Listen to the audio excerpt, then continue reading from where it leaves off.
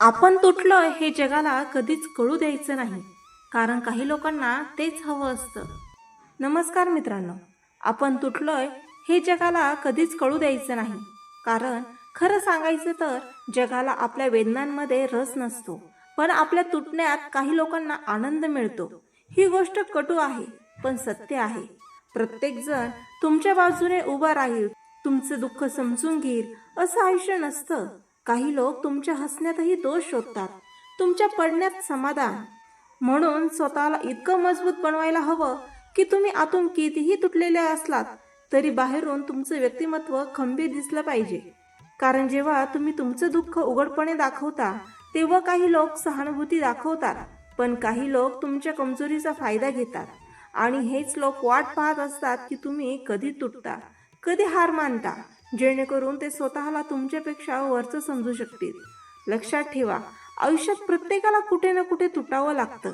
कोणाचं नातं तुटतं, कोणाचं स्वप्न तुटतं, कोणाचा विश्वास तुटतो, पण प्रत्येक जण ते जगासमोर मांडत नाही.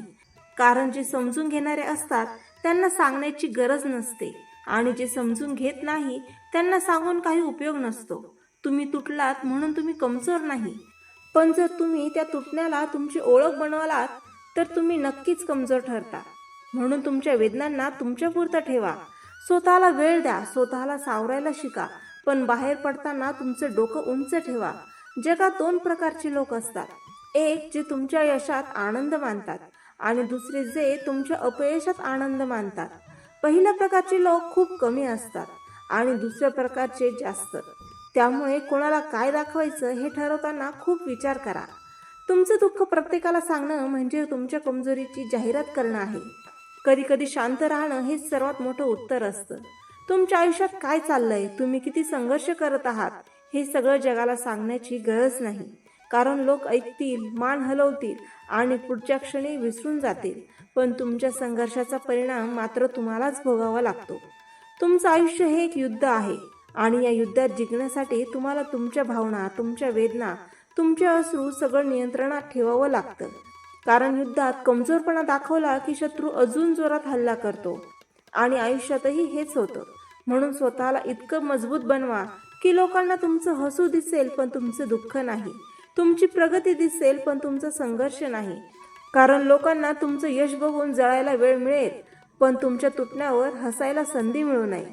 एक गोष्ट नेहमी लक्षात ठेवा, जग तुमचं नाही, पण तुमचं आयुष्य तुमचं आहे.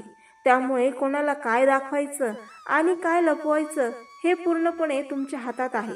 तुमची कमजोरी तुमचं गुपित ठेवा आणि तुमची ताकद जगासमोर आणा. तुम्ही जेव्हा तुटता तेव्हा तुम्हाला दोन पर्याय असतात. एक म्हणजे सगळ्यांसमोर रडत बसणं आणि दुसरा म्हणजे शांतपणे स्वतःला सावरून पुन्हा उभं राहणं. पहिला पर्याय सोपा आहे पण तो तुम्हाला आणखी कमजोर बनवतो. दुसरा पर्याय कठीण आहे पण तो तुम्हाला अजेय बनवतो.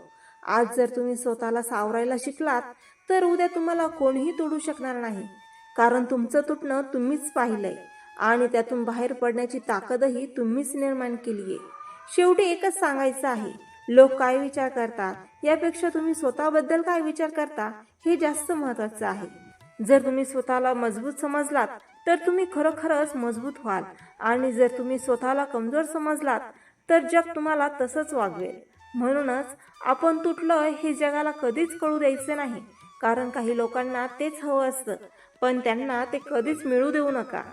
तुमचं हसू, तुमचा आत्मविश्वास आणि तुमची जिद्द ह्याच गोष्टी त्यांच्यासाठी सर्वात मोठं उत्तर ठरतील. तर मित्रांनो, आशा आहे तुम्हाला हे विचार आवडले असेल. असे सकारात्मक विचार ऐकण्यासाठी माझ्या चॅनलला लाईक, शेअर आणि सबस्क्राईब करायला विसरू नका. पुन्हा भेटूया नवीन विचारांसह. तोपर्यंत धन्यवाद.